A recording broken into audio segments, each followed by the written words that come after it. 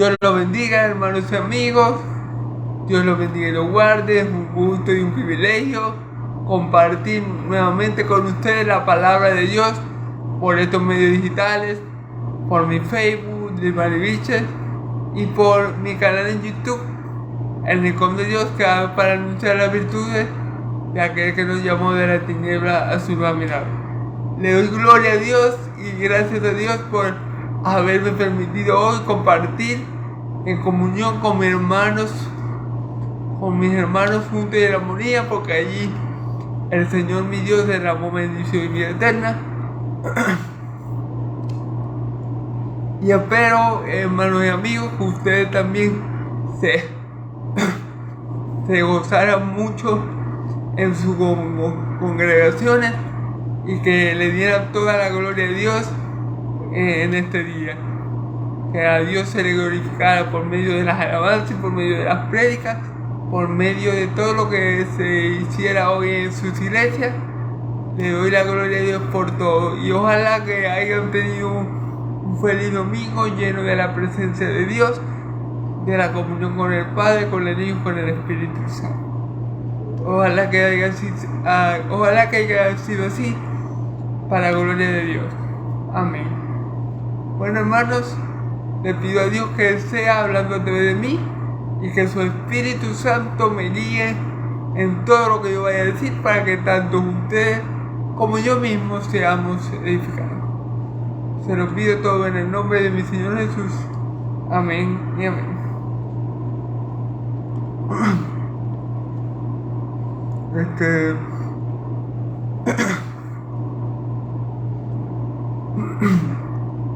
Discúlpenme. Continuando con la serie expositiva del Evangelio de Juan, vamos a seguir con el capítulo 12. Recordemos que venimos de ver, ya hemos pasado por el capítulo 11, que termina con la exhortación de Jesús a que vengan a Él y Él ojalá descansar, ¿verdad? Porque su carga es ligera y su yugo es fácil de llevar. Así termina el capítulo 11. El capítulo 12 que vimos ayer, en el video que hice ayer, ¿verdad?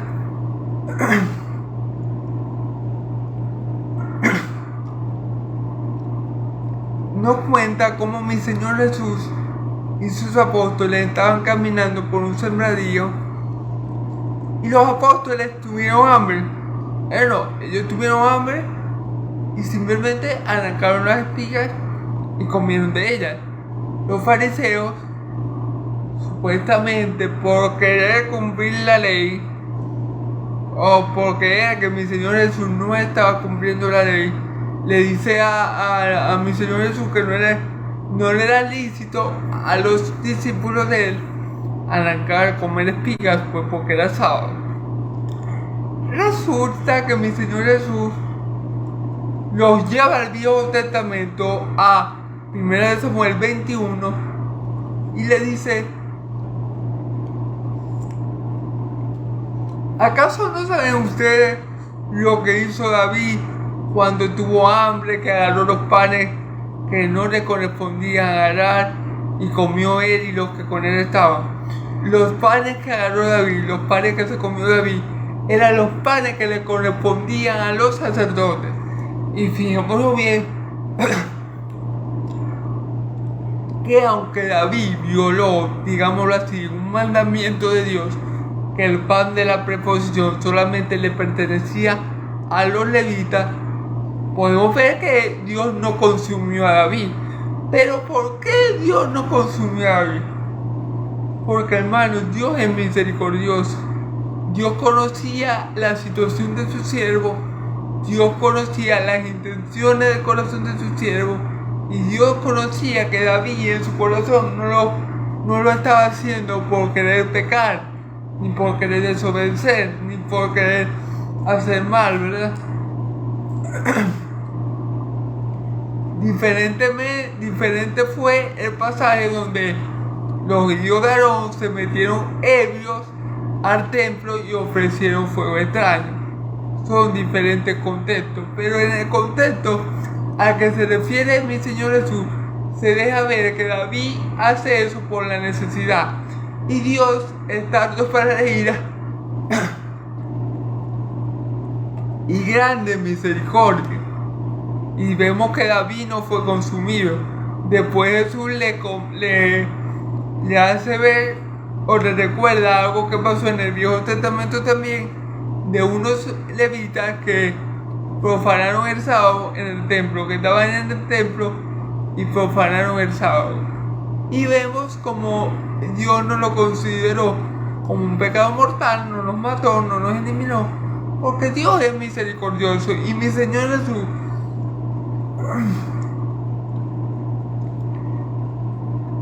termina diciendo que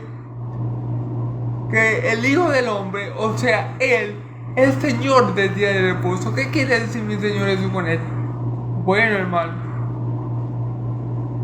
¿quién estableció el día de reposo? Dios, ¿verdad? ¿Y para quién estableció Dios el día de reposo? Para Él, primeramente para Él, porque dice la Escritura que Dios descansó, Él trabajó 6 días y el séptimo descansó, ¿verdad? De toda su obra. Primeramente, Dios lo preparó o lo estableció para Él. Y luego le dio la bendición a su pueblo en el cuarto mandamiento de poder descansar de su obra, ¿ok? Para que ese día se concentraran y se enfocaran únicamente en Él, en su gloria, en tener comunión con Él.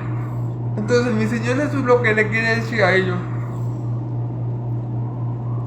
que Él, que es el Señor, es dueño del sábado. Es decir, Él estableció el sábado, Él sabe lo que puede hacer o lo que no puede hacer, porque el sábado fue hecho por Él y para Él. O sea, no le pueden decir a mi Señor Jesús que puede o no puede hacer el sábado, porque Él estableció el sábado y Él lo estableció para Él. Dios estableció el sábado por sí mismo. Amén. Luego Él le da la bendición en el cuarto mandamiento a su pueblo de disfrutar también del sábado. Pero Dios estableció el Shabbat para sí mismo, para contemplar su obra, el día de reposo para contemplar su obra. Entonces, ¿qué pasaba con estos fariseos, como yo lo comenté? Bueno, ellos venían. Ese cuarto mandamiento, hermano, al igual que todos los mandamientos de Dios, son una bendición para su pueblo. Los mandamientos de Dios no nos son gravosos, no nos son pesados, no nos son una carga. Son mandamientos para que nosotros vivamos y vivamos bien, gozo con el Señor. Pero ¿qué pasa? Estos fariseos religiosos de la época, ¿verdad? Que se creían que tenían un nivel espiritual más alto que el de Elías, por así decirlo. Ellos le iban agregando, al pasar el tiempo, le fueron agregando más carga al mandamiento.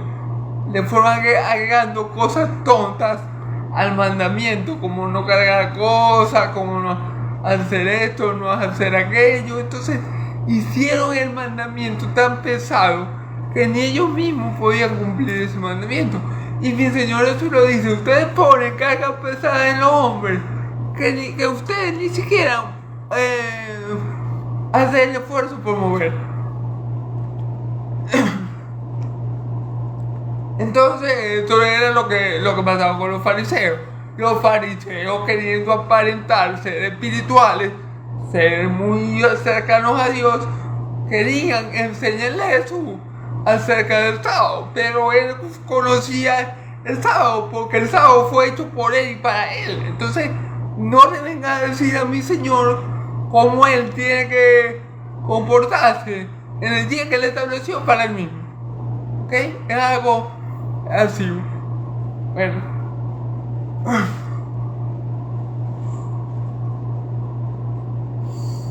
Vamos a leer, hermanos y amigos, en el nombre poderoso de Jesús. Vamos a estar viendo dos dos pasajes. Vamos a leer primero cómo Jesús hace un milagro, otro milagro glorioso, y lo hace el día sábado. Fíjense bien, ya vemos cómo mi Señor Jesús permite que los discípulos arranquen de espiga el día sábado y no vemos que fuego lo consumió, ¿ok? No vemos que la ira de Dios vino sobre ellos. ¿Por qué? Porque Dios con nosotros, debe decir, Emmanuel estaba con ellos. Y mi Señor Jesús sabía muy bien qué se podía hacer y qué no se podía hacer el día sábado. Y que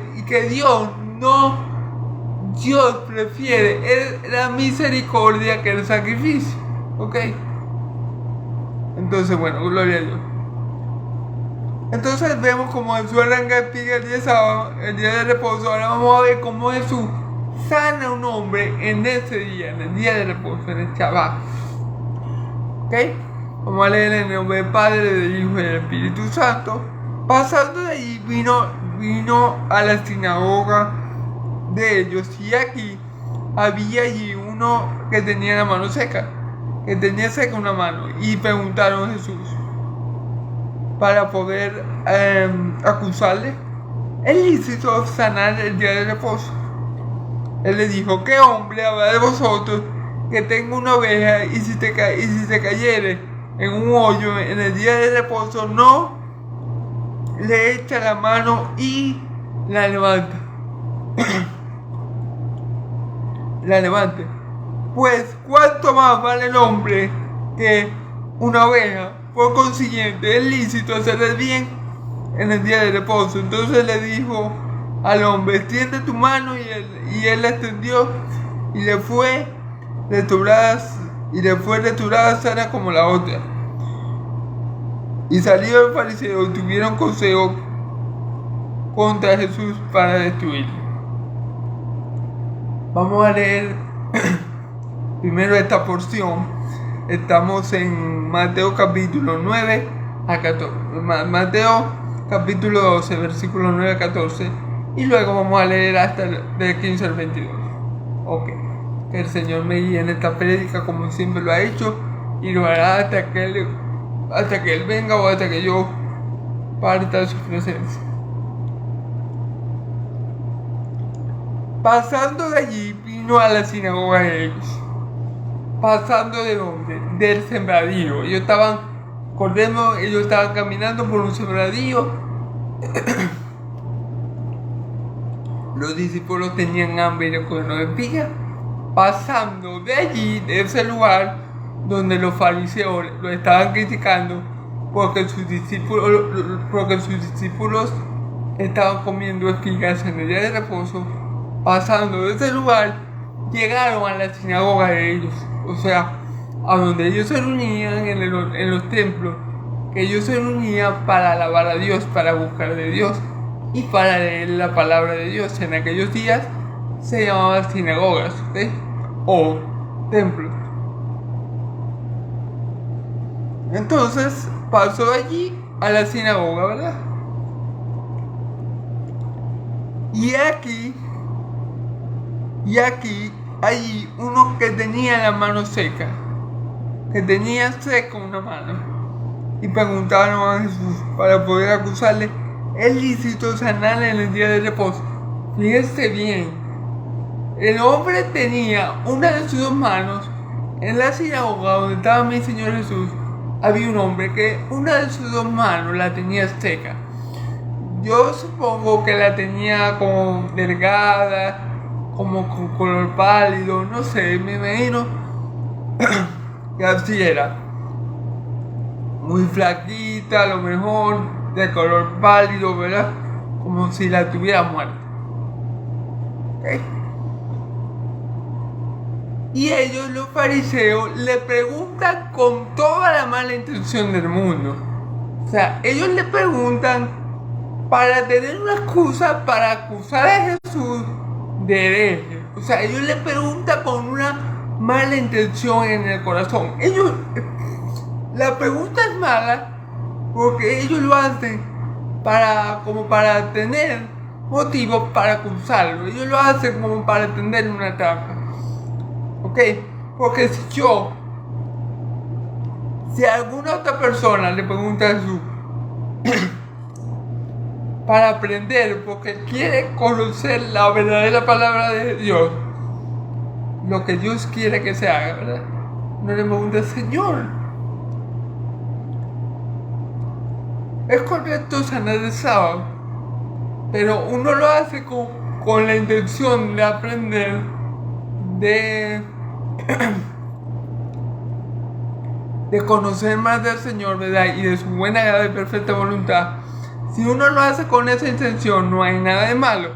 Pero el Espíritu Santo aquí nos revela claramente, el Espíritu Santo allí nos deja ver las malas intenciones que había en el corazón de ellos, porque dice la Escritura, y preguntaron a Jesús para poder acusarle, o sea, para tener una excusa para poder meterlo preso, para poder decir que era un falso profeta, que era un hereje, bueno, en fin. Ustedes saben que los hijos del diablo son expertos, inventando mentiras, ¿okay? Entonces, bueno, los fariseos sabían hacer eso muy bien, ¿ok? Entonces, bueno, ¿qué pregunta le hace para tener una trampa al Señor? ¿Es lícito sanar en el día de reposo? Claro, ¿por qué le preguntan esto? Porque ellos tienen la idea o la noción de que en el día de reposo no se podía hacer nada, ninguna obra, fuera buena o fuera mala. Ejemplo, supongamos que yo soy hebreo y vivo en la nación judía, gloria a Dios, ¿verdad? Una nación muy bonita, gloria a Dios, muy espiritual, el pueblo del Señor. Pero supongamos que yo vivo allá y yo soy doctor y a mí se me enferma una hija, pero resulta y acontece que es el día sábado. Los fariseos, como ellos no podían hacer nada, ni bueno ni malo ese día, dejarían morir a esa niña, la dejarían morir. Sí, porque si ellos la llevan para que el doctor, o sea, si yo soy doctor y yo atiendo a mi hija, estoy trabajando, porque estoy ejerciendo mi profesión, estoy trabajando, estoy salvando vidas, que es mi profesión, pero estoy trabajando. Entonces, ellos tenían esa mala visión del cuarto mandamiento y hacían el cuarto mandamiento tan pesado y tan difícil de cumplir y tan cargado de cosas sin sentido que hacían que el cuarto mandamiento que estableció Dios para bendecir a su pueblo, teniendo una comunión deleitosa y gozosa con él, hacían que ese cuarto mandamiento pareciera más bien un castigo. Te puedes imaginar, Dios hizo el cuarto mandamiento para bendecir a su pueblo, ¿sí? Porque todo hombre necesita descanso, porque este cuerpo caído necesita su tiempo, su break, como le decimos nosotros. Vamos a descansar, reposar para renovar fuerzas y poder seguir trabajando en la obra, ¿ok? Porque nosotros necesitamos comunión íntima con Dios todos los días, no solamente el sábado, sino todos los días. Pero Dios apartó ese día y lo santificó para que el pueblo buscara de Él, sin la atención de sus otras obligaciones, que se enfocaran solamente en Él, ¿ok? El mandamiento era algo bueno en gran manera, como todos los mandamientos de la ley, pero a causa de la tradición rabínica, es decir, de los maestros de Israel, que venían añadiendo al mandamiento carga sobre carga y carga sobre carga, el mandamiento de Dios, que era para el gozo y el deleite de su pueblo, se convirtió en algo imposible de cumplir, hermano. Era imposible guardar el cuarto mandamiento según ellos lo habían ido cargando de cuestiones de hombre. Era imposible. Entonces fíjense lo que le dice el Señor. Vamos a seguir leyendo. ¿Qué hombre habrá de vosotros que tenga una oveja y si ésta cayera en un hoyo en el día de reposo, no le echa la mano? No le eche la mano y la levante. Claro, y la levante. Claro, hermanos, si yo soy un pastor, recordemos que él estaba ilustrando esto, que a un pastor se le pierde una oveja, que el pastor no va y busca su oveja, que cayó en un hueco y no la levanta y no la saca del hueco porque es sábado. Ningún pastor hace eso. Ningún pastor que pastoree animales ve que una oveja se cae en un hoyo y no la saca del hoyo porque es sábado. O sea, el pastor va a dejar morir a la oveja simplemente porque es sábado. Si un pastor hace eso, ¿qué dirían ustedes del pastor? Que el pastor es un mal pastor y que no tiene misericordia. Ese es el pensamiento correcto. Si un pastor, la oveja se le extravía y esa oveja cae en el hoyo, como está contando mi Señor Jesús en la ilustración, y entonces el pastor dice, no, pero yo no la encuentra en el hoyo, pero dice, no, yo no la voy a sacar porque es sábado. Va a dejar morir a la oveja porque es sábado y él no puede levantar peso y no puede alzar carga, porque eso es lo que se creía o lo que el pueblo de Israel había añadido al mandamiento, que no podía llevar ninguna carga ni de sábado, nada. O sea, no podía llevar ni siquiera una plancha, ¿lo entiendes? Porque ya eso era una carga. Así de riguroso y de cargoso habían puesto el cuarto mandamiento de Dios, los israelitas. Entonces, claro, mi Señor Jesús le hace esta ilustración. Si una oveja cae en un hoyo, ¿acaso ustedes no la sacan del hoyo, no la levantan porque ya saben? Claro que sí, hermano. Claro que sí. Si la oveja cae en el hoyo, y nosotros sabemos que la oveja está ahí, no la podemos dejar ahí porque es sábado. Si primero es un pastor, sería un pastor bien malo, porque no tuvo misericordia de la oveja. Y bueno, hermano, hay que ser misericordioso. Claro que sí está bien sacar a la oveja el sábado. ¿Es permitido hacer el bien? Sí, claro que sí, es permitido sacar a la oveja el sábado. Eso es un acto de misericordia, ¿ok? ¿Se pueden hacer actos de misericordia el día sábado? Claro que sí, hermano. ¿Quién dijo que no? Solamente los fariseos estaban diciendo que no. Ok, vamos a seguir leyendo. Y le dice, versículo 11, ¿qué hombre de vosotros que tenga una oveja y si esta cayere, ya leímos eso. Pues cuánto más vale el hombre que una oveja. Por consiguiente, es lícito hacer el bien en los días de reposo. Fíjate bien. Pero si es permitido levantar o sacar una oveja del hoyo, ¿cuánto más le es permitido hacerle bien a un hombre? O sea, ¿cuánto más no valemos nosotros para Dios, que somos hechos a su imagen y semejanza? Nosotros valemos más que 1000 ovejas, animales. Nosotros valemos mucho más que 1000 ovejas, animales. Nosotros somos las ovejas de Dios. Y claro que el buen pastor, el pastor de nuestras almas, puede hacernos bien cualquier día de la semana, porque para eso fue enviado. Él no fue enviado para castigar a su pueblo. El Hijo del Hombre no vino para castigar al mundo, sino para que el mundo fuera salvo por medio de él. Entonces mi Señor Jesús, como todo buen pastor, como el buen pastor, como el obispo de nuestras almas, que es Él, claro que a Él le estaba permitido hacer el bien. Cualquier día, sábado, domingo, lunes, martes, nosotros, hijos de Dios, le podemos hacer bien a nuestro prójimo cualquier día. Y tenemos que sentir misericordia de nuestro prójimo cualquier día, hermano. No solamente los domingos cuando vamos para la iglesia.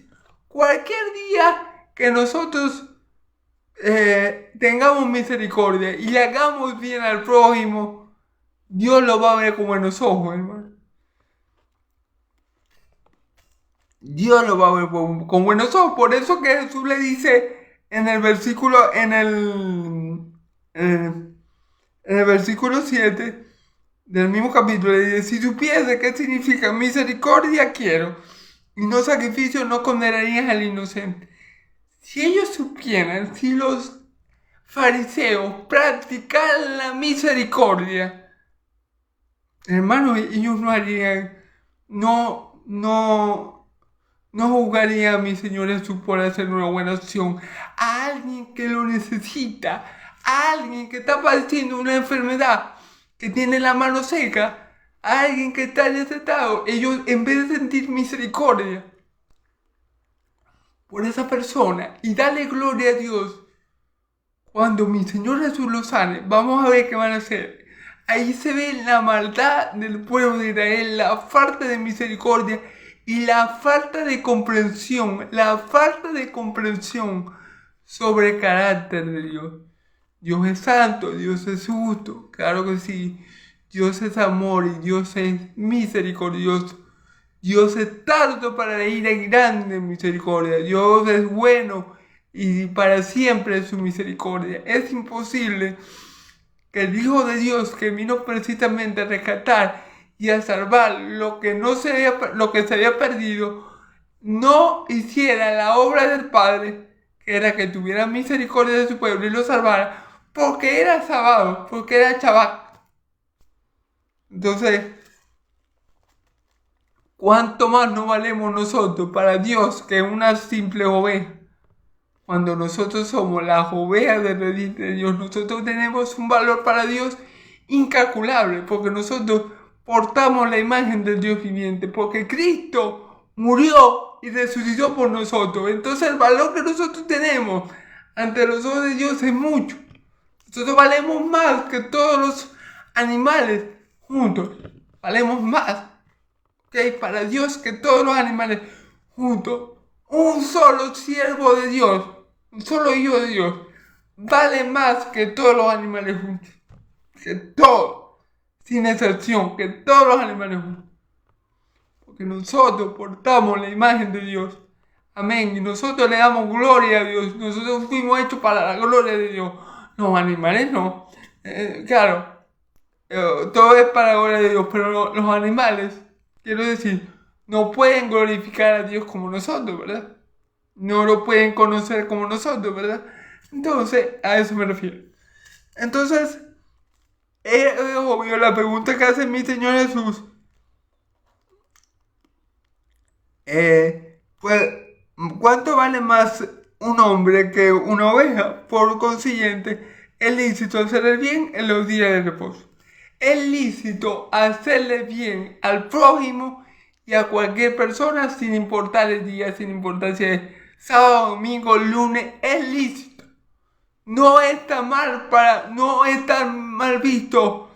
Dios no ve con malos ojos a una persona que tenga misericordia de otra, porque Dios es amplio en misericordia. Porque el mismo Jesús dijo en el sermón del monte, ¿se acuerdan? Bienaventurados los misericordiosos, porque alcanzarán misericordia. Y eso mismo es lo que vemos que el pueblo de Israel no está teniendo en ninguno de los dos casos. En el caso de las espigas y ahora en el caso de este hombre que necesitaba el milagro, que en verdad estaba necesitado, que movió a mi Señor Jesús a misericordia. Pero vemos como los fariseos tienen ese corazón podrido, ese corazón corrupto, ese corazón malo, y por eso llaman a lo malo bueno y a lo bueno malo, a la luz tiniebla y a la tiniebla luz. Ay de aquellos que hagan así, dice el Señor. Ok, entonces bueno. En el versículo 13, entonces le dijo a aquel hombre, tiende tu mano, y la extendió y fue restaurada sana como la otra. Fíjense bien, Jesús dijo, extiende tu mano. Lo tocó y le dijo, extiende tu mano. Y al instante, hermano, en verdad no dice si lo tocó, pero al instante de que él extendió la mano, el hombre, las manos le quedaron completamente iguales. Gloria a Dios. La palabra de Dios tiene poder, hermano. ¿Ustedes creen? ¿Ustedes en verdad creen que si mi Señor Jesús hubiera estado violando el cuarto mandamiento, Dios lo iba a respaldar con ese milagro? El Señor Jesús nunca violó ningún mandamiento. El Señor Jesús estaba haciendo lo que en Shabbat se puede hacer. ¿Y qué se puede hacer en los Shabbat? Tener misericordia. Hacer la obra de Dios. Para hacer la obra de Dios y tener misericordia no hay día. Es como que ustedes me digan, es como que si, imagínense que yo estoy en Israel y a mí me digan, no, Dirvani, tú no puedes predicar porque es sábado. Resulta que el sábado tú no puedes predicar. Porque eso es un trabajo. Tú no puedes predicar. Tú no puedes tener misericordia. ¿Qué se puede hacer el chaval? La obra de Dios la obra de Dios tener misericordia. Gloria a Dios. Eso sí se puede hacer. Lo bueno se puede hacer todos los días. Porque Dios es bueno y para siempre es su misericordia. Así que bueno, hermano, ya vemos cómo estaba de podrido, de corrupto, de frío, falta de amor, de misericordia, de corazón de los fariseos, hermano.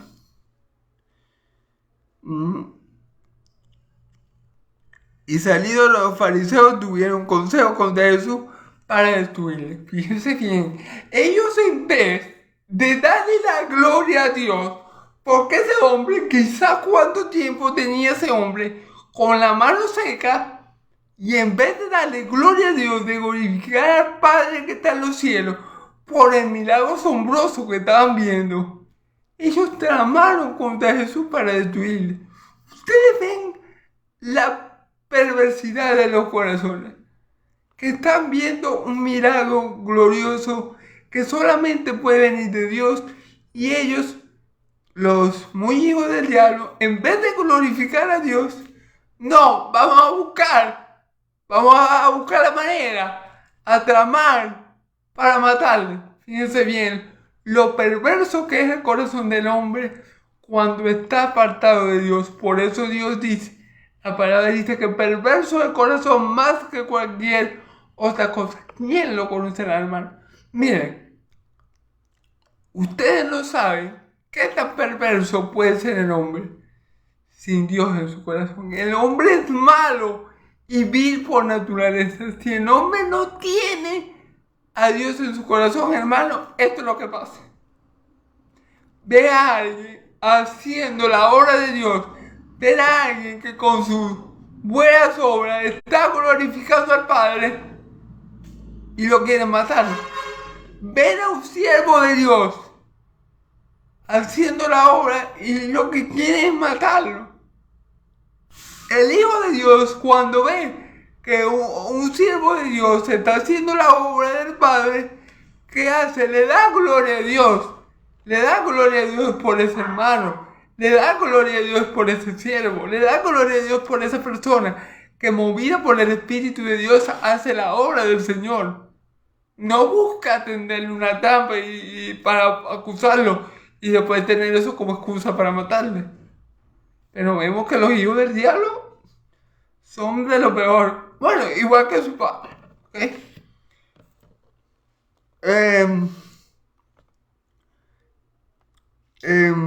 Ok, hermano, ya terminamos con el hombre de la mano seca. Vimos Otro poderoso, increíble, glorioso milagro de mi Señor Jesús.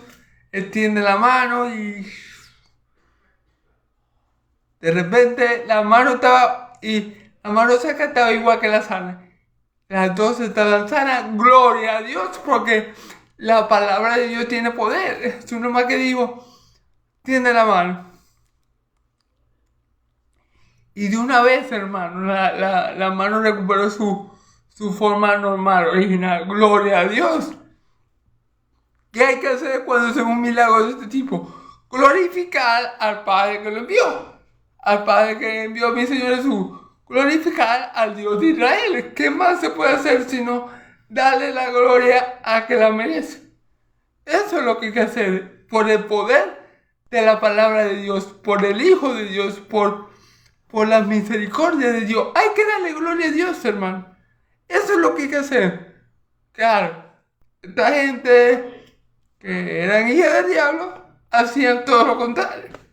Pero bueno, gloria a Dios por los milagros que hasta ahora hemos visto que ha hecho mi Señor Jesús. Gloria a Dios por todos los milagros, porque todos los milagros demuestran la misericordia y el poder de Dios para salvar a su pueblo.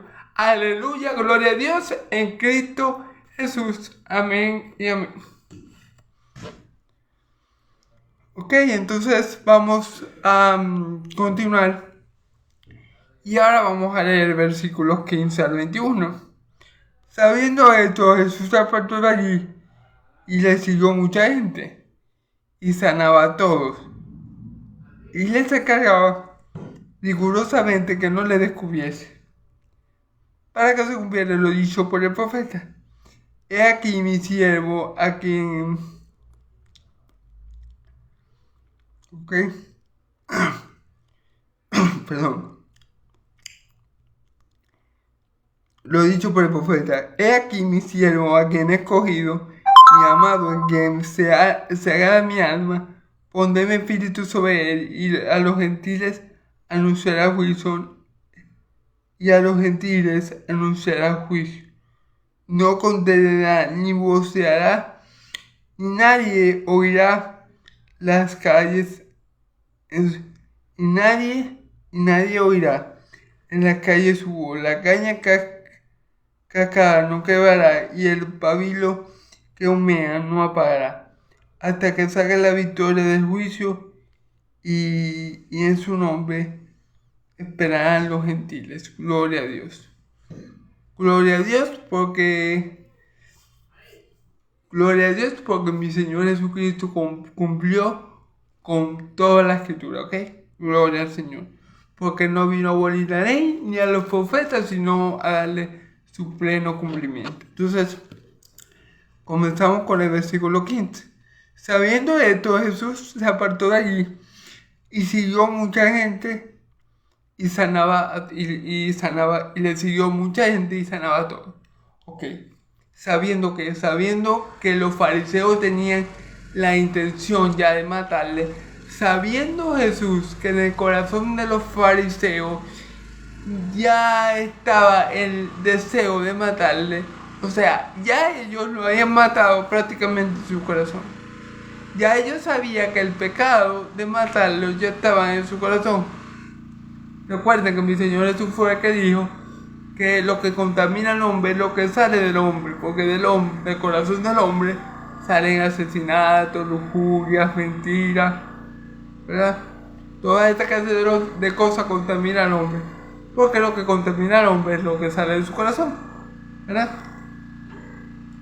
Entonces, mi Señor Jesús, sabiendo cómo pensaban ellos y lo que ellos tenían en su corazón, Él se apartó de allí.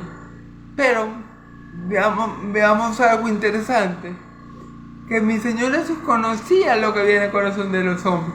¿Y quién conoce el corazón de las judías? Dios. Mi Señor Jesús, en este pasaje se puede ver la deidad de mi Señor Jesús como Dios, porque Él conocía las intenciones del corazón de ellos. Yo no creo que los fariseos allí eran, te vamos a matar porque sanaste estaban. No, ellos estaban planeando cómo destruirle. Pero Jesús sabía lo que ellos estaban planeando, porque conocía lo que hay en el corazón, porque Él es Dios con nosotros, Emmanuel, alabados a Dios. Entonces, Él se apartó de allí y le siguió mucha gente y sanaba a todos. Fíjense bien, Él se apartó de la sinagoga donde estaban los hebreos, ¿verdad? Que le hicieron esa pregunta, que si era lícito a alguien sanar el sábado. Él se apartó de donde estaban ellos y mucha gente le siguió y Él los sanaba a todos. Ok, eso fue el mismo sábado. Fíjense bien que Jesús siguió sanando a todos, ¿ok? A pesar de que era sábado. Y sanaba a todos. Por eso que la Biblia también nos dice, hermano, que muchas de las cosas que hizo Jesús no se escribieron. Porque si se hubiera escrito, no cabería el libro en el mundo con todas las cosas que Él hizo. Parafraseando un poco el texto, ¿verdad? Y es por este tipo de pasajes, porque ahí vemos que Jesús sanó a mucha gente, pero ahí no especifica de qué enfermedad o de qué condición lo sanó, pero sí dice que sanó mucha más gente, aparte del que tenía la mano seca, del hombre que tenía la mano seca. Jesús hizo muchos otros milagros en ese momento, en ese Shabbat, que no se escribieron, que por lo menos Mateo los escribe de forma general. Y dice, no, Jesús sanó a todos los que le tenían, ¿ok? Y les encargaba rigurosamente que no le descubriese. Ahora, ¿por qué mi Señor Jesús le encargaba a ellos que no le descubriese? O sea, ¿qué significa que no le descubriese? Miren, hermano, mucha gente, al ver, a contemplar los milagros que había hecho Jesús, mucha gente creía que Él era el Mesías. Mucha gente viendo solamente un milagro. Y no le estoy diciendo ver revivir a un muerto, o resucitar a un muerto, perdón.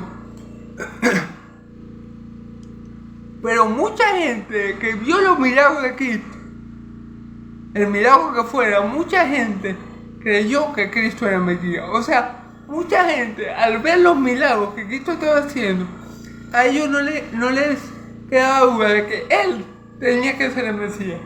Mucha gente de Israel creyó que Jesús era el Mesías por las señales que hacía. Mucha gente lo creyó, hermano, y gloria a Dios, porque esos que creyeron son salvos, porque han creído en el nombre del unigénito Hijo de Dios, porque han creído en el Mesías anunciado ampliamente por todos los profetas. Entonces, gloria a Dios, porque son salvos. Y él que le decía que no lo descubriesen, o sea, Él le decía a la gente que se daba cuenta que Él era el Mesías a través de su milagro: no digan nada a nadie, no digan que yo soy el Mesías, no lo digan, no lo divulguen. Eso es, les voy a poner otro ejemplo. Cuando Jesús expulsaba demonios, los demonios lo conocían. Sabemos quién es santo de Dios, qué ha venido a hacer, ha venido a atormentarnos antes de tiempo. Y que le decía a Cristo, los mandaba a callar para que ellos no lo descubriesen, ¿verdad? Porque aún no había llegado el tiempo. Entonces, igual hacía Jesús con las personas que por fe y por medio de las señales creían que era el Mesías. Le decían, no divulguen a nadie quién soy yo, manténgame este secreto, todavía no es tiempo para que yo le revele al mundo quién soy yo. Claro, ellos se daban cuenta. ¿Por qué? Porque eran ovejas perdidas de la casa de Israel. Ellos se daban cuenta. Los que no se daban cuenta eran los del mundo, los fariseos, hijos del diablo, y muchos otros que no creyeron en Cristo. No se daban cuenta porque eran del mundo, eran de su padre el diablo. Ellos no se daban cuenta quién era Cristo. Pero los que por medio de las obras, de las señales de Cristo, se daban cuenta que era el Mesías, entonces Él les decía, no digan nada, guárdense eso para ustedes, ténganlo en su corazón y créanlo para justicia, pero no lo digan porque no ha llegado el tiempo, no revelen eso aún. ¿Ok? Entonces, por eso es que le cargaba rigurosamente que no se cumpliese, para que se cumpliese lo dicho por el profeta Isaías, cuando dijo: he aquí mi siervo a quien he escogido, mi amado que se agrada mi alma, pondré mi espíritu sobre él, y a los gentiles anunciará juicio. ¿Okay? Y a los gentiles anunciará juicio. He aquí mi siervo a quien he escogido. Eso fue lo que dijo el profeta Isaías. Eso lo podemos encontrar, creo, si no me equivoco, en Isaías 61, hermano. ¿Okay? Jesús aquí está citando al profeta Isaías, o conocido como el profeta mesiánico. El libro de Isaías también es conocido como el quinto evangelio, porque es el libro que hace demasiadas referencias a mi Señor Jesús y a su obra y a su ministerio, ¿ok? Entonces por eso es que el profeta Isaías y el libro son conocidos así, ¿ok? Entonces mi Señor Jesús está diciendo que todo eso que está aconteciendo, ¿ok?, era para que se cumpliese la escritura. ¿Cuál escritura? La de Isaías 61, que dice: he aquí mi siervo a quien he escogido. Ok, Jesús fue escogido. ¿Por qué podemos decir que Jesús fue escogido? Bueno, hermano, porque Dios pudo haber enviado a un ángel. O sea, Dios pudo haber escogido a un ángel del cielo para venir a salvarnos.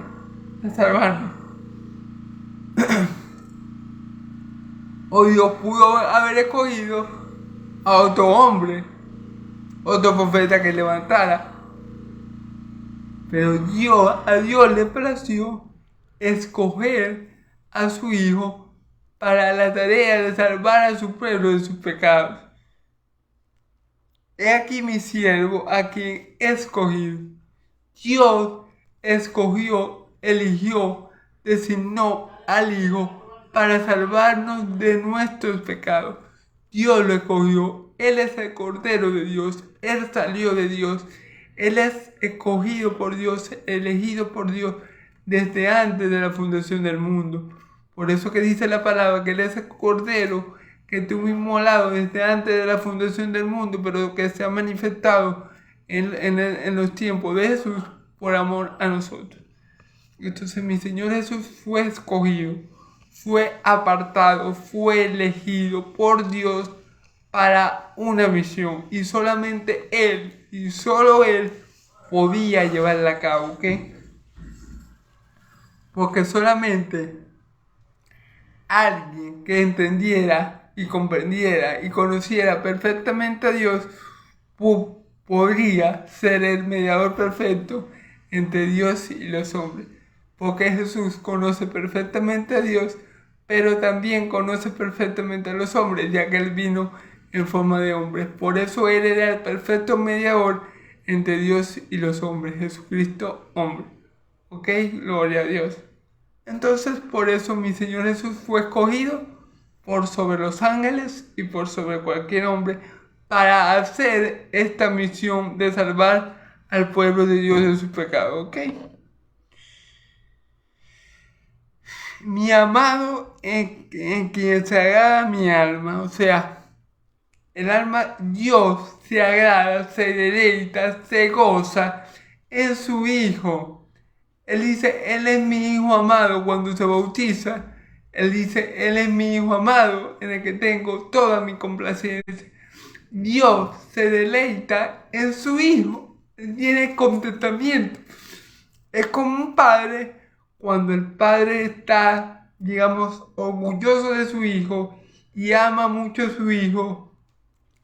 Dios siente ese amor por su Hijo, porque Él siempre hace lo que le agrada, porque Él nunca le ha defraudado, porque Él lo conoce, el Hijo conoce tan íntimamente y tan perfectamente al Padre que solamente el Padre puede tener dicha en su corazón, Dios Padre puede tener dicha en su corazón por su amado Hijo. Lo que le provoca, el sentimiento que le provoca, digámoslo así, mi Señor Jesús al Padre, es de gozo, es de gozo, es de mucho gozo, porque Él siempre lo complace en todo. Entonces por eso Dios se agrada mucho en su Hijo. En que se agrada mi alma, pondré mi espíritu sobre Él. Pondré mi espíritu sobre Él. Pondré mi espíritu sobre Él. Eso lo vimos cuando mi Señor Jesús se bautizó en el río Jordán. Vimos al Espíritu descender en forma visible de paloma, como paloma, y descendió sobre Él. ¿Okay? Y no solamente descendió, sino que lo mejor de todo fue que permaneció en Él. Cosa que no se había visto en el Antiguo Testamento. Cosa que Israel no había visto nunca. ¿Okay? Que el Espíritu descendiera de una persona y permaneciera en Él. Eso era algo inédito para el pueblo de Israel. Así que gloria a Dios porque el Espíritu Santo, el Espíritu de Dios, descendió sobre nuestro Señor Jesucristo. En Él se derramó toda la plenitud de la deidad, porque mi Señor, nuestro Dios, el Dios de Israel, no le da al Hijo nada a medias, y Él le ha dado a su Hijo todo. Todo lo que es Dios está corporalmente en Cristo, por así decirlo. ¿Ok? Está visiblemente en Cristo. Todo lo que es Dios está visiblemente en Cristo, porque Él es la imagen invisible del Dios invisible. Alabados a Dios por Cristo Jesús. Amén y amén.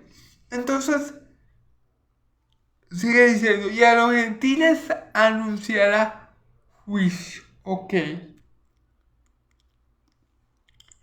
A los gentiles anunciará juicio. Fíjense bien, hermano, que mi Señor Jesús dice la palabra que Él no vino para condenar al mundo, sino para salvarlo. Pero también dice la palabra que Dios le ha dado todo el juicio, de que Dios no juzga a nadie, sino que todo el juicio se lo ha dado a mi Señor Jesús. Entonces, ¿cómo iba a juzgar Jesús? Simplemente, hermano, aquel que no creyera en Cristo ya estaba condenado. El juicio que emitió mi Señor Jesús fue este. Los fariseos no creen en mí. Bueno, ya han sido condenados, porque mi mismo Señor Jesús dice, el que cree en mí no verá condenación, porque ha pasado de muerte a vida, pero el que no cree en mí, por no haber creído en el unigénito Hijo de Dios, ya ha sido condenado. Entonces, ¿cuál era el juicio contra los gentiles? El juicio era no creer en Cristo. Todos los que no creían en Cristo, en cierta manera, el israelita que no creía en Cristo, se le podía considerar un gentil. Porque ¿qué significa un gentil? ¿Qué significa un gentil? Un gentil significa alguien apartado del pueblo de Dios, alguien que no tiene parte con Dios, alguien que no está bajo el pacto de Dios. Y todos aquellos, llámense israelitas o gentiles, porque vienen de otra parte, porque viven en otra parte del mundo, que no reciban a Cristo por fe, son gentiles para Dios. Yo no soy israelita de nacimiento, quiero decir, pero yo soy un descendiente de Abraham, espiritualmente hablando. Yo soy un hijo de Dios por medio de la fe, porque yo recibí a Cristo. Entonces yo no me puedo considerar gentil.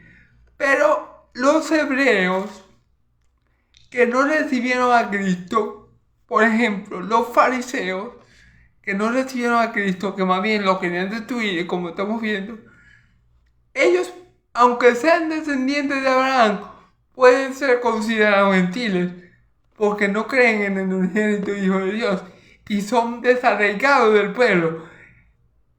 Moisés, a alguien que los fariseos presumían que seguían, Moisés mismo habló de Cristo. Y estas fueron las palabras que dijo en Deuteronomio 18:18.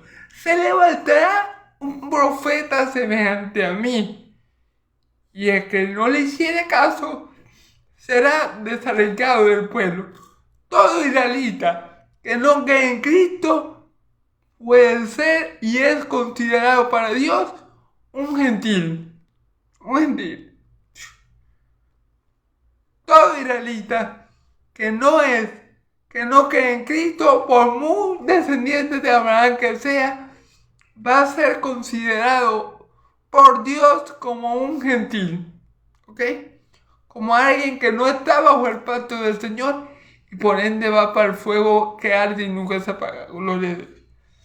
Pero todo gentil, es decir, nosotros, por ejemplo, que yo soy venezolano, que creemos en Cristo por medio de la fe, ¿verdad? Somos considerados israelitas espirituales y llamados hijos de Dios y descendientes de Abraham por la fe que es en Cristo Jesús. Alabados a Dios.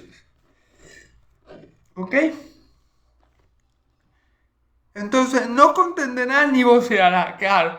Mi Señor Jesús no iba por Israel gritando, ni haciendo escándalo, o sea, él no predicaba de esa forma, escandaloso, no, que todo el mundo lo escuchara, con gritería, él no era así, o sea, dice la Escritura, fíjense bien, no contenderá ni voceará, ni nadie oirá su voz en las calles. Nadie oirá su voz en las calles, claro, hermano, porque él en muchas ocasiones predicaba en los templos, otras predicaba en ciertos lugares donde había gente, pero no era este tipo de predicador que hay ahora, que son escandalosos, que gritan mucho, que a veces no, era alguien calmado, era alguien que predicaba la palabra de Dios, lo que el Padre le había dicho, pero de manera prudente, serena, calmada, sin espíritu de contienda, ¿verdad? Sin ánimo de estar contendiendo con los fariseos. Claro, él cuando tenía que decirle lo que tenía que decirle, se lo decía.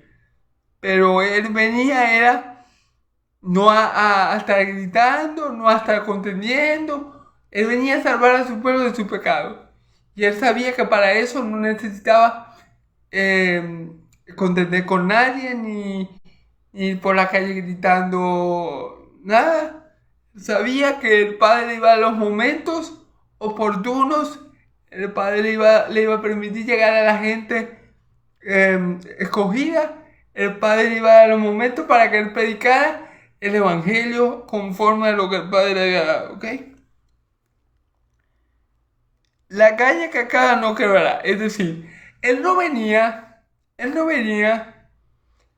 a decirle a la gente, sino él no venía a echarle leña al fuego. Es decir, él no venía a resaltar los errores de la gente. Él no venía a decirle a la gente,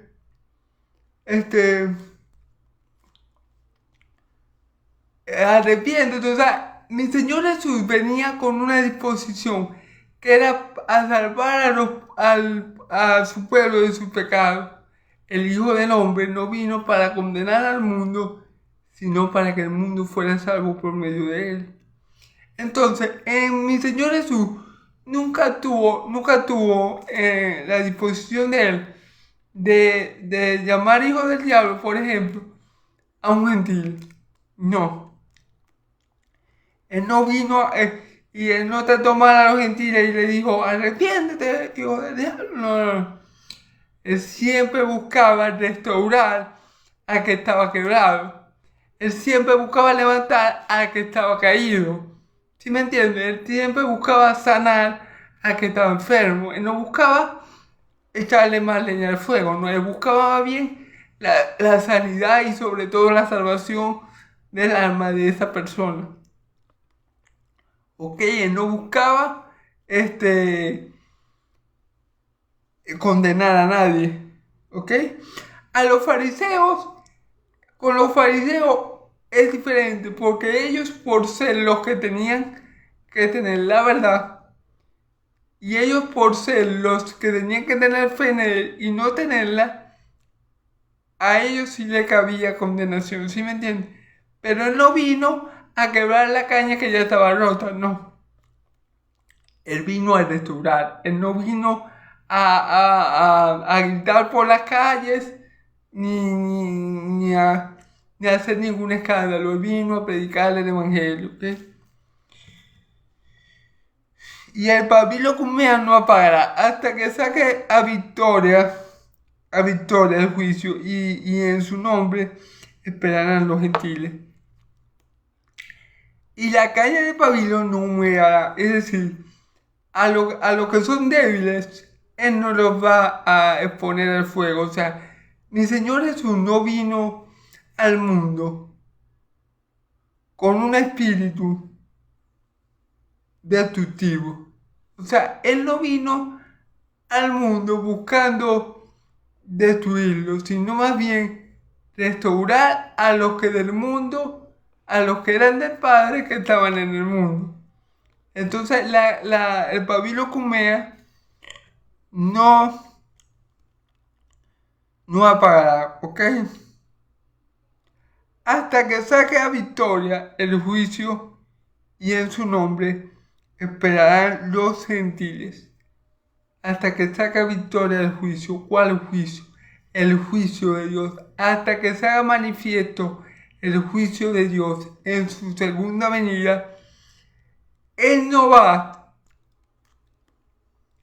a hacer nada que contradiga la voluntad del Padre. La voluntad del Padre no era que quebrara la caña, que la caña cascada, que la caña que ya estaba débil, a punto de romperse, Él la quebrara. No, esa no era la voluntad del Padre.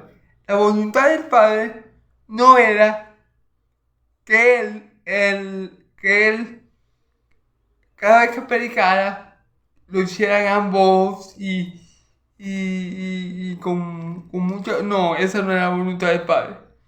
La voluntad del Padre no era que Él apagara el pabilo cumea. La voluntad del Padre era que Él dejara todo como...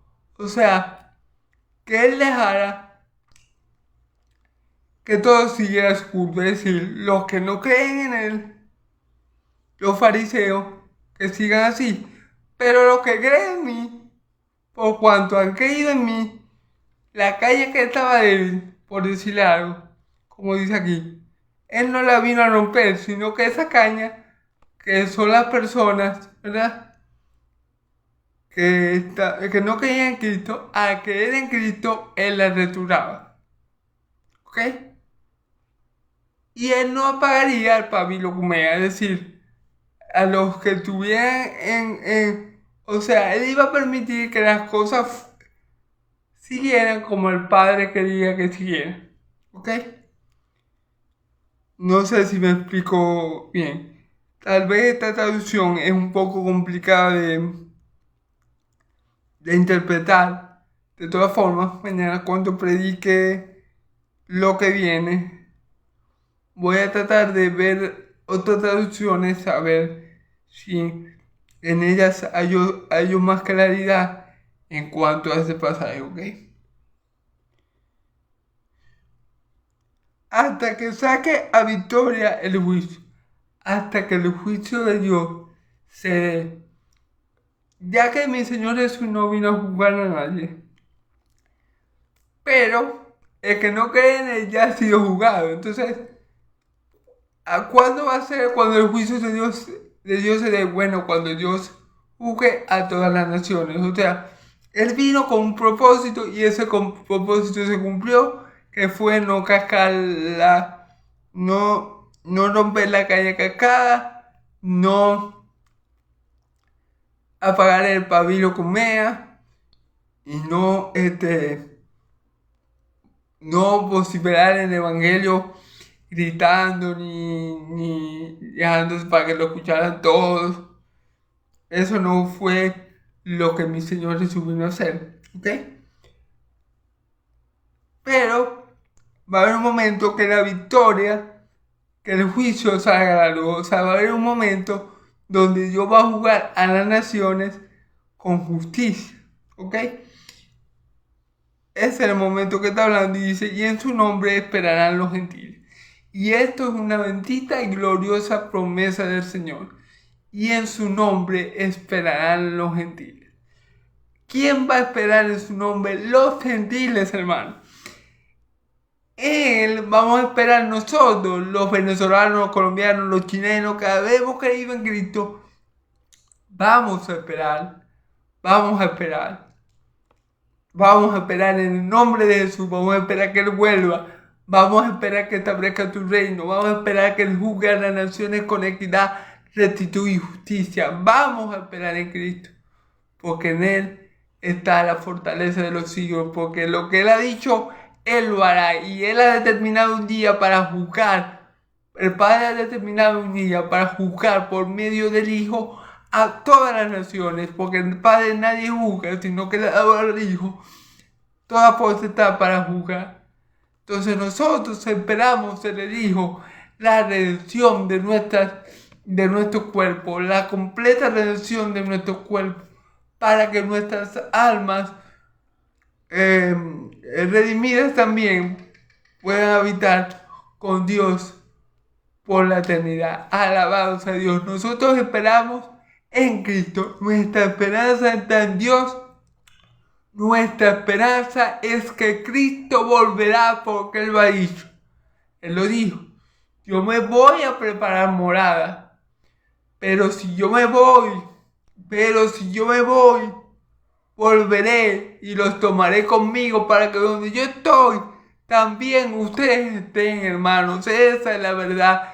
Cristo vuelve pronto por su iglesia, por una iglesia santa, incorruptible, inmarcesible, por una iglesia digna de aquel que lo rescató. Por eso nuestra esperanza está en que Cristo pronto volverá. Nuestra esperanza está en que todas las palabras escritas se cumplirán. Cielo y tierra pasarán, pero sus palabras no dejarán de cumplirse. Nuestra esperanza es Cristo. Alabados a Dios, autor y consumador de nuestra fe. Gloria al nombre de Dios. Aleluya. Cristo viene por su iglesia. Amén y amén. Bueno, hermanos, Dios los bendiga mucho. Dios me los bendiga y los guarde. Esta fue la predicación de hoy. Le doy gloria a Dios por permitirme predicar su evangelio con de nuevo y verdad. Le doy gloria porque Él me ha dado sabiduría para explicarlo, y le doy gloria por todos aquellos que me escuchan. Espero que estas enseñanzas, que en verdad lo hago para la gloria de Dios, sean de mucha edificación para todo el pueblo santo. Y espero en el Señor mañana, si Dios me lo permite, poder seguir predicando este bendito evangelio para que el pueblo de Dios sea edificado por la santa y poderosa palabra de Dios, que vive y permanece para siempre. Dios me los bendiga, hermanos y amigos. Como siempre digo, que la paz de Dios y la gracia de nuestro Señor Jesucristo sea sobre todos el pueblo santo del Señor. Amén y amén.